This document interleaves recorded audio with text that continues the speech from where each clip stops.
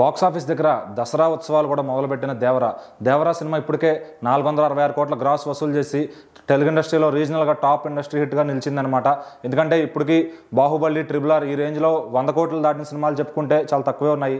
అయితే తెలుగు రాష్ట్రాల్లో రీజనల్గా 100 కోట్లు దాటిన సినిమాలు ప్రభాస్ గారివి అలాగే రాజమౌళి గారివి మాత్రమే ఉన్నాయన్నమాట. సో ఆ లిస్టులోకి ఇప్పుడు దేవరా కూడా చేరిపోయింది. సో నాన్ రాజమౌళి నాన్ ప్రభాస్లో ఇప్పుడు ఎన్టీఆర్ గారి సినిమా ఒకటే ఉందన్నమాట దేవరా. సో అది ఆల్రెడీ ఓవరాల్గా వరల్డ్ వైడ్ గ్రాస్ 466 కోట్లు ఉందన్నమాట. సో దగ్గరగా ఈ సినిమా 600 కోట్లు క్లోజింగ్ వరకు వెళ్తుందని చెప్పి అంచనా వేస్తున్నారు.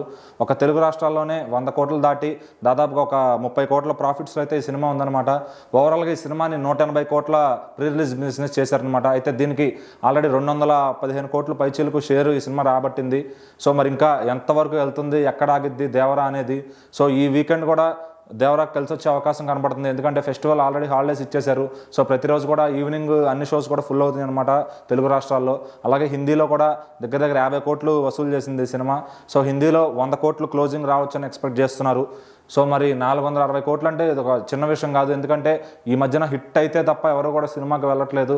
సో మిక్స్డ్ టాక్తో కూడా 466 కోట్లు కొట్టినందుకు ఎన్టీఆర్కి ఫ్యాన్స్ అంతా ఇంకా ప్రౌడ్గా ఫీల్ అవుతున్నారు అనమాట. ఎందుకంటే గత 6 సినిమాలుగా సూపర్ హిట్లు కొట్టి ఇది వరుసగా 7వ సినిమా సక్సెస్ కొట్టారు ఎన్టీఆర్ గారు. సో మరి ఆయనకే దక్కుతుందనమాట వరుసగా 7 హిట్లు కొట్టినట్టు. అలాగే 400 కోట్ల మార్కెట్లోకి ఇది ఆయనకి రెండోసారి అనమాట. ఆల్రెడీ ట్రిపుల్ ఆర్తో ఒకసారి వెళ్ళారు. సో మరి ఇది కూడా దగ్గర 600 కోట్లు కొడితే ఒక రికార్డ్ అని చెప్పొచ్చు. యూనిక్ రికార్డు కింద వేసుకోవచ్చు అనమాట. ఎందుకంటే ప్రభాస్ గారు అన్నీ కూడా పాన్ ఇండియా రిలీజ్ చేయడం వల్ల ఆయన మాత్రమే టాప్ లిస్ట్లో ఉన్నారు. సో ఇంకా మిగిలిన హీరోలు ఎవరు కూడా ఎంటర్ అవ్వలేదు టోటల్ పాన్ ఇండియాలోకి. సో మరి నెక్స్ట్ గేమ్ చేంజర్కి అలాగే పుష్పకి కూడా 600 కోట్ల మార్కెట్ దాటే అవకాశాలు ఉన్నాయన్నమాట. సో ఈ లిస్టులో వీళ్ళతో పోటీపడి ఆల్రెడీ దేవరా 400 కోట్లు అప్పుడే దాటేశాడు.